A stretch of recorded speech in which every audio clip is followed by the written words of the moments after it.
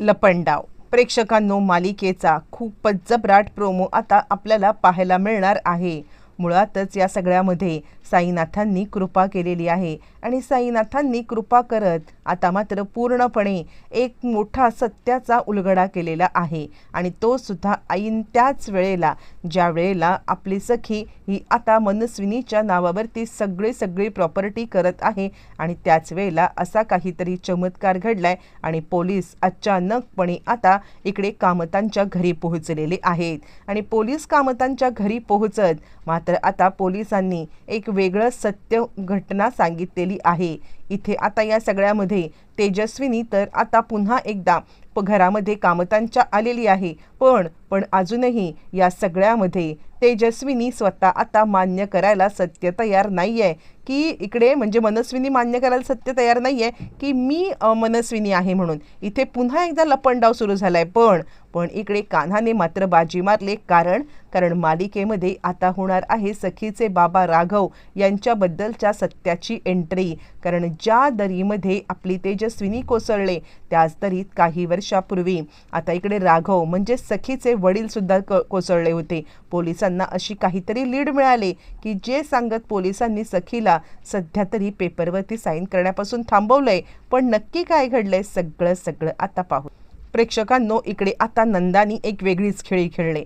ते मनस्विनीला असं वाटतंय की नंदा काय करू शकणार आहे किंवा नंदाने या सगळ्यामध्ये मोबाईलमध्ये सेव्ह केलं असेल, यापुढे तिला काय करता येणार आहे। पण नंदाच्या हातामध्ये पेन ड्राईव्ह बघितल्यामुळे मात्र आता इकडे ती चांगलीच गडबडलेली आहे आणि त्यानंतर ती म्हणते अजून कुठे तू आणि कशात सेव्ह केलंयस, आणि त्यावरती नंदा म्हणते कशात आणि कुठे अगं बऱ्याच ठिकाणी केलेलं आहे, हा तुला एक पेन ड्राईव्ह दिसतोय, असे अनेक पेन ड्राईव्ह आहेत आणि आज फक्त पेन ड्राईव्ह नाही आहेत तर मी आता बऱ्याच ठिकाणी सेव्ह केलेत। आता मात्र इकडे मनस्विनी गडबडले, अगं मूर्ख बाई, तू हे सगळं करताना विचार केला नाहीस का की मी या सगळ्यामध्ये किती आणि कशी अडकेन, तुला साधा विचार नाही आला। आणि यावरती आता नंदा सांगायला लागते, मी कशाला तुझा विचार करू, तू केलास का माझा विचार, तू माझा विचार करून आता काहीतरी निर्णय घेतलेला आहेस का, आणि असं असताना मी या सगळ्यामध्ये तुझा विचार का करू।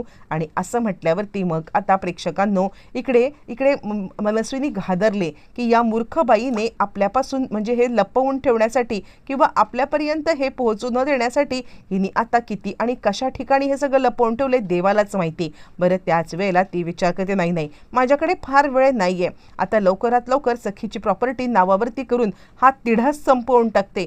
एकदा का प्रॉपर्टी नावावरती झाली मग ह्या बाईला बघते काय करायचं ते। सध्याच्या घडीला तिला असं भासवलं पाहिजे की मी प्रॉपर्टी नावावरती करून घेते आहे आणि त्यानंतर मग आता बघू काय करायचं ते।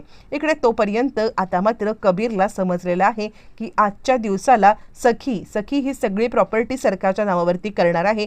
खरं तर ती आपल्या आईच्याच नावावरती करणार आहे, पण आता ती खरी आई नसून सरकार समोर बसते हे तिला काहीच माहिती नाहीये। आणि त्यामुळे मग आता कबीर इकडे सांगतोय, नाही काहीही झालं तरी साईनाथा, तुम्ही जर का या सगळ्यामध्ये असाल ना तर काहीतरी असा चमत्कार करा की आजच्या दिवसाला ही प्रॉपर्टी ट्रान्सफर थांबलं पाहिजे आणि जे काही या सरकारचं घाणेरडं सत्य आहे ना ते सत्य समोर आलं पाहिजे। काहीतरी करा साईनाथा, असं म्हणत जो काही आता धावा कबीरने केलेला आहे तो धावा साईनाथांच्या पर्यंत पोहोचलेला आहे। आणि याच वेळेला मात्र आता इकडे असा काही चमत्कार की आता वाचलेली तेजस्विनी ती आता काठी टेकत साईनाथांच्या दरबारामध्ये आता आलेली आहे आणि त्यानंतर स्वतः आता चालत हिंडत फिरत ती स्वतःची ओळख आता आठवण्याचा प्रयत्न करत आहे। जखमी झालेला तिचा चेहरा, जखमी झालेलं तिचं शरीर, या सगळ्यामध्ये तिला आता सगळ्या गोष्टी आठवलेल्या आहेत आणि कशा पद्धतीने आपल्याला आता इकडे मनस्विनीने दरीमध्ये ढकललं हे सुद्धा आठवलंय आणि त्यानंतर मला पुन्हा त्या घरात जायलाच पाहिजे असा विचार करत आता ती निघालेली आहे। बरं आता हा साईनाथांचा एक छोटासा फोटो आहे, जो फोटो आता ज्या ठिकाणी ती आता सापडली त्या घरामध्ये तिला आणण्यात आलं, त्या घराच्या आरशाला लावण्यात आलेला आहे आणि तिथेच साईनाथांच्या कृपेने तिला आता सगळं आठवलेलं आहे।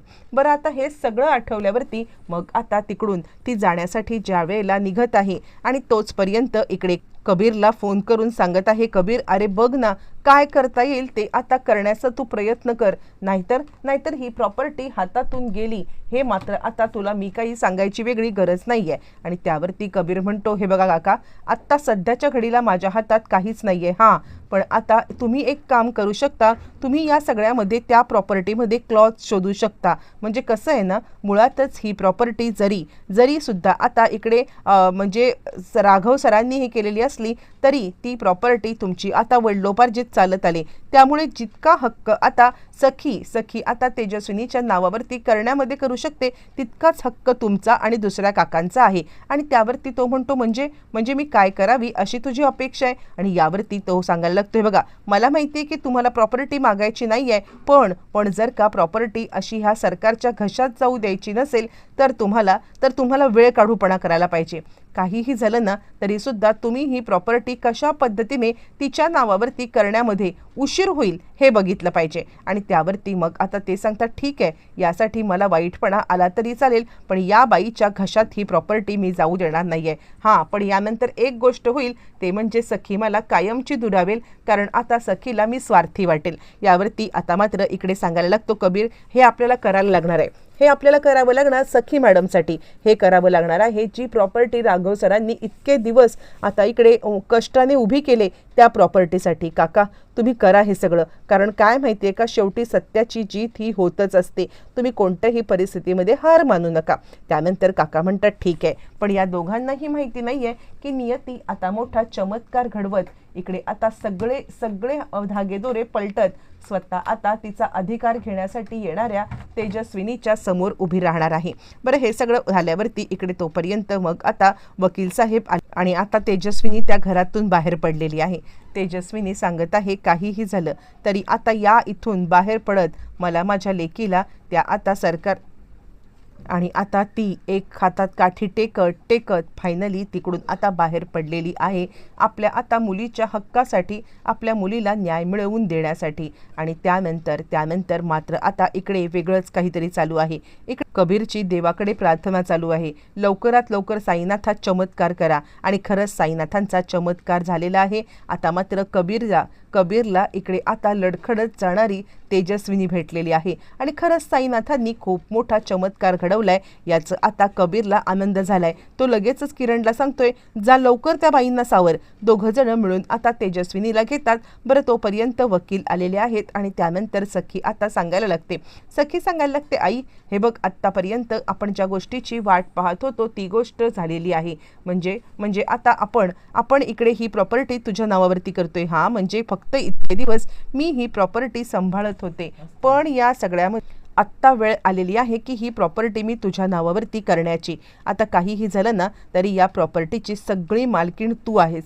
म्हणजे आत्तापर्यंत तू खूप काही सहन केलेलं आहेस, मला माहिती आहे, पण यापुढे तुला कोणतीही गोष्ट आता सहन करावी लागणार नाही आहे.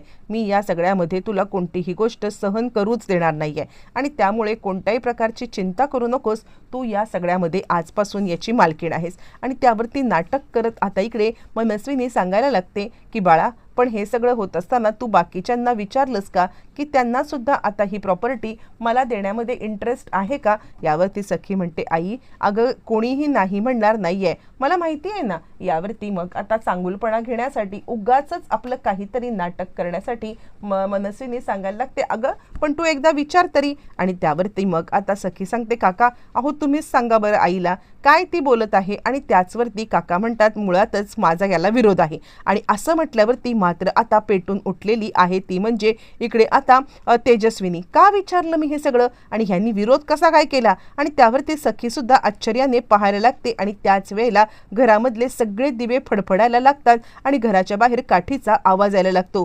काठी टेकत आता इकडे येत आहे ती म्हणजे मनस्विनीची बहीण तेजस्विनी. आणि तेजस्विनीची दमदार एंट्री ज्या वेळेला प्रेक्षकांनो मालिकेमध्ये झाले आणि त्यावेळेला आत्तापर्यंत जी काही कटकार चालू आहे त्याला आळा बसलाय. कबीरने एकदाच आवाज वाढवलाय, थांबा. आणि असं म्हटल्यावर ती सगळेजण पाहतायत तर इकडे समोर उभी असलेली तेजस्विनी बघून सगळ्यांना धक्का बसलाय. पण तरी सुद्धा आपला बाणा न सोडता इकडे आता मनस्विनी सांगायला लागते की मनस्विनी तू परत आलीस, मनस्विनी तू परत आलीस, म्हणजे तू दरीत कोसळून सुद्धा आता वाचलीस. आणि त्यावरती मग आता इकडे ओरडून ती सांगते, मी मनस्विनी नाही आहे, मी तेजस्विनी आहे. आणि हा सगळा गदारोळ असा काही झालाय, अजूनही कोणीही काही मानायला तयार जरी नसलं तरी तरी आता पेपर ट्रान्सफर करण्याची प्रोसिजर मात्र पूर्णपणे थांबलेली आहे.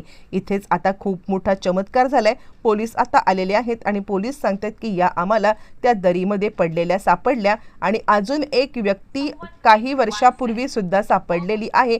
आम्हाला असा संशय आहे की ते या घरचे मालक राघव कामत असावेत.